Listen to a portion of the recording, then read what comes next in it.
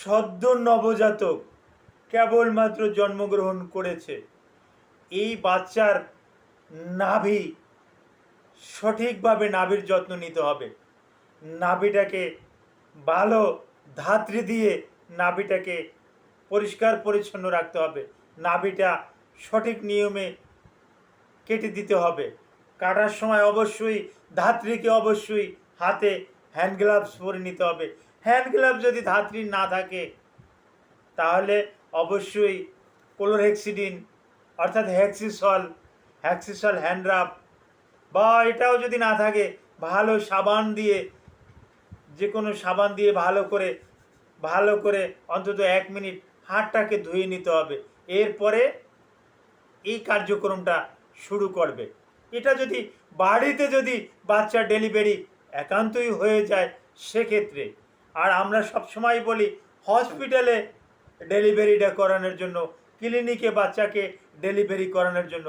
ক্লিনিকে ডেলিভারি করলে চিকিৎসকরা, নার্সরা, অভিজ্ঞ গাইনোকোলজির যারা আছে তারা নিজেরা তাদের হ্যান্ড গ্লাভস থাকে, তারা সঠিক নিয়মে ক্লিপ দিয়ে কোথায় কেটে দিতে হবে, কতটুকু কেটে দিতে হবে এটা কিন্তু কেটে দেয়। তো বাচ্চাদের নাভির যত্ন প্রসঙ্গে কিছু গুরুত্বপূর্ণ আলোচনা করব।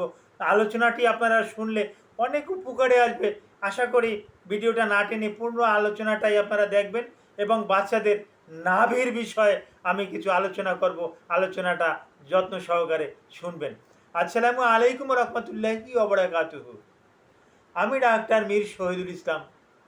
আমার চেম্বার শুভেচ্ছা 255, ঐতিহ্যবাহী শেখঘাট, সিলেট। গুগলে গিয়ে ডাক্তার মীর শহীদুল ইসলাম কথাটি লিখে সার্চ দিলে আমার ভিজিটিং কার্ড সহ যাবতীয় তথ্যাদি আপনি গুগলে পেয়ে যাবেন। যে দর্শক শ্রোতা, নাভির যত্ন নিতেই হবে, কারণ যদি আপনি একটু ভুল করেন তাহলে নাভিতে ইনফেকশন হয়ে যেতে পারে, নাভির চতুর্পাশে লাল হয়ে যেতে পারে, নাভি রক্তিম বর্ণ হয়ে যেতে পারে, নাভি দিয়ে রক্ত আসতে পারে, নাভিতে ইনফেকশন হয়ে সেপসিস পর্যন্ত একটা রোগ হয়ে যেতে পারে। আর সেপসিস মানে এটা ব্লাডের একটা ইনফেকশন। এই ব্লাডের একটা ইনফেকশন হয়ে গেলে বাচ্চার তখন বড় ধরনের একটা লাইফ থ্রেটিংয়ে থেকে যায়। সুতরাং বাচ্চাকে যত্ন নিতে হবে।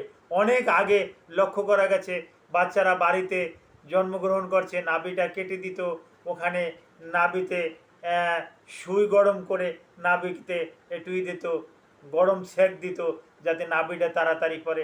ওটা নির্দিষ্ট সময় মতন এমনিই পড়ে যাবে। ওটা 5 থেকে 15 দিন আমরা বলে থাকি, অর্থাৎ 1 সপ্তাহ থেকে 2 সপ্তাহের ভিতরে নাভিটা ওটা এমনিই পড়ে যায়। ওটার জন্য আলাদা কোনো মেডিসিন খাওয়ানোর কোনো দরকার নাই। নাভি পড়ার জন্য কোনো আলাদা কোনো মেডিসিন খাওয়াতে হয় না, এটা এমনিই পড়ে যায়। তো হ্যাঁ, এই নাভিতে এক সময় দেখতাম, ওই ছোটোবেলায় দেখতাম বা এখনও গ্রাম অঞ্চলে করে, সরিষার তেল দেয়, যেটাকে মিঠা তেল বলে। মিঠা তেল নাভির চতুর্পাশে দেয়, সরিষার তেল, মাস্টার্ড অয়েল, এগুলো নাভির চতুর্পাশে দেয়। তারপর নেবানল পাউডার, নেবানল অয়েন্টমেন্ট, এই নেবানল ক্রিম, এরা জাতীয় ওষুধ সবসময়ের জন্য দিয়ে থাকে। এগুলো দেওয়ার কোনো রকমের কোনো যৌক্তিকতা আজও আমরা চিকিৎসকরা খুঁজে পাই না। অনেক সময় দেখা যেত কাঁচা গোবর তারপরে এটা নাভিতে দিত। কত রকমের শিশুটার উপরে অযত্ন করা হতো। এই শিশুর বিশেষ করিয়া টিটেনাস ফর্ম করত, ধনুষ্টঙ্কার হয়ে এই সমস্ত শিশুরা মারা যেত। তো আলহামদুলিল্লাহ আজ চিকিৎসা বিজ্ঞানের উন্নতির পরিপ্রেক্ষিতে এখন নাভিতে আর কেউ গোবর দেয় না। এরকমের কুসংস্কারের ভিতরে মানুষ আর লিপ্ত নাই। তারপরও নাভির অনেকে যত্ন নিতে ভুলে যান।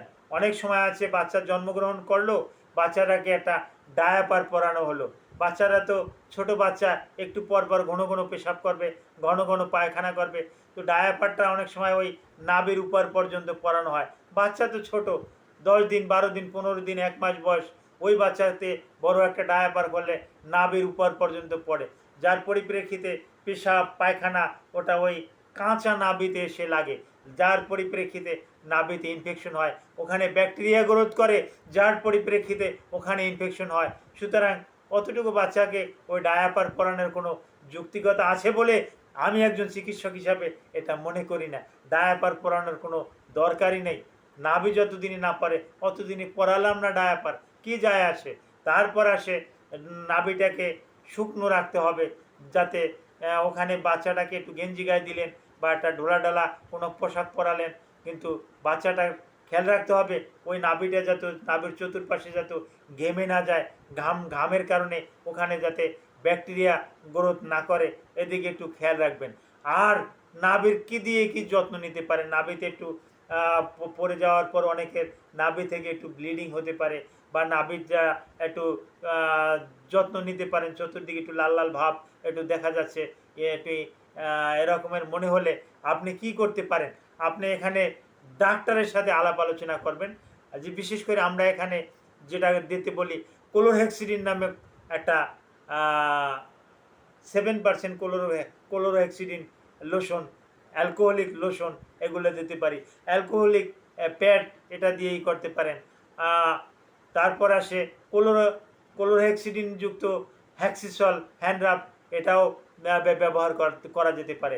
পভিডন আয়োডিন, এটাও ব্যবহার করা যেতে পারে। তারপর বাচ্চার যদি ওখানে যদি একটু ইনফেকশন হয়ে যায়, তো রিটাপামোলিন যদি বিশেষ প্রয়োজন হয়, রিটাপামোলিন নামে একটা ড্রাগ আমরা দিয়ে থাকি, এটা সিভিয়ার কেসে দিয়ে থাকি। প্রাথমিক পর্যায়ে এত হাই পাওয়ারের যাওয়ার দরকার নাই। তারপর 2% মুপিরোসিনেও ভালো একটা রেসপন্স পাওয়া যায়। 1% সোডিয়াম ফুসিডিক অ্যাসিড, এই ফুসিডিক অ্যাসিডেও ভালো একটা রেসপন্স পাওয়া যায়।